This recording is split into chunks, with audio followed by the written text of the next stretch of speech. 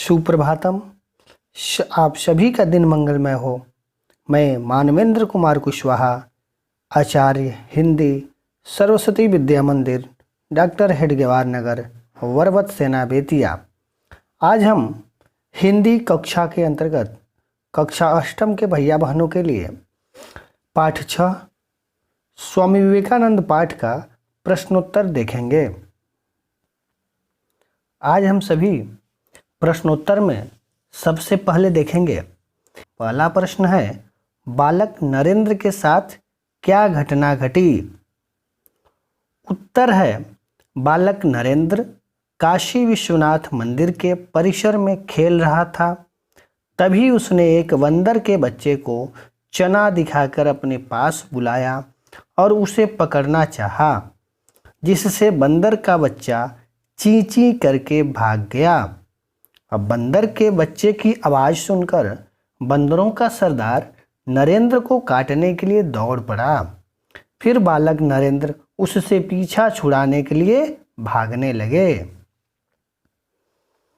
दूसरा प्रश्न है, बालक ने बंदरों के सरदार से कैसे पीछा छुड़ाया? उत्तर है, बालक ने बंदरों के सरदार से एक डंडे द्वारा उसे डराकर पीछा छुड़ाया। स्वामी विवेकानंद का जन्म कब हुआ तथा उन्होंने कहाँ तक शिक्षा प्राप्त की? उत्तर है, स्वामी विवेकानंद का जन्म 12 जनवरी 1863 ईस्वी को कोलकाता में हुआ था। इन्होंने बीए तक की शिक्षा प्राप्त की। चौथा है, ब्रह्म समाज में नरेंद्र नाथ को शीघ्र ही सम्मान क्यों मिल गया? ब्रह्म समाज में नरेंद्र नाथ को शीघ्र ही सम्मान क्यों मिल गया? उत्तर है, ब्रह्म समाज में नरेंद्र नाथ को शीघ्र ही सम्मान इसलिए मिल गया क्योंकि उनका कंठ बहुत ही मधुर था। इसलिए कीर्तन समाज में जल्द ही उनकी पहचान बन गई। पांचवा है, स्वामी विवेकानंद ने किसे अपना गुरु बनाया और क्यों? उत्तर है, स्वामी विवेकानंद ने स्वामी रामकृष्ण परमहंस को अपना गुरु बनाया क्योंकि ब्रह्म समाज में स्वामी विवेकानंद की आध्यात्मिक भूख शांत नहीं हो सकी। उस समय स्वामी रामकृष्ण परमहंस के प्रति लोगों में काफ़ी श्रद्धा थी और उनकी वाणी में अद्भुत आकर्षण शक्ति थी, जिससे लोग प्रभावित होकर उनके सत्संग में आते थे। नरेंद्र नाथ को भी उनकी वाणी ने अपने वशीभूत कर लिया। 6 देखेंगे, ज्ञान प्राप्ति के लिए स्वामी विवेकानंद ने कौन कौन से कष्ट सहे? उत्तर है, ज्ञान प्राप्ति के लिए स्वामी विवेकानंद जी ने कई वर्ष तक हिमालय में तपस्या और साधना की।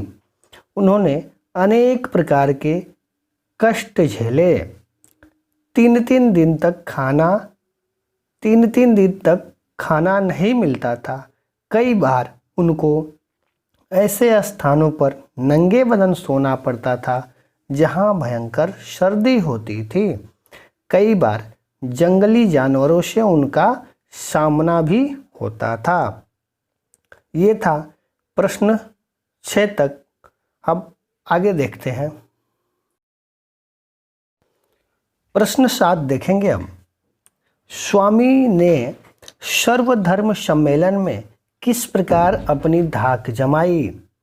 अब 7वें का उत्तर है, स्वामी विवेकानंद जी ने सर्वधर्म सम्मेलन में विद्वतापूर्ण, ओजस्वी और धारा प्रवाह लगातार बिना रुके भाषण से सभी श्रोताओं को मंत्रमुग्ध करके अपनी धाक जमाई।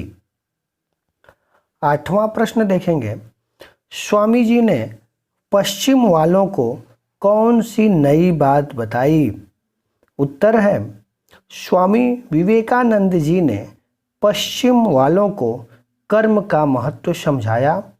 उन्होंने कहा कि कर्म करो, फल की इच्छा मत रखो, अर्थात कर्म को केवल कर्तव्य समझकर करना चाहिए, उसमें फल की इच्छा नहीं रखनी चाहिए।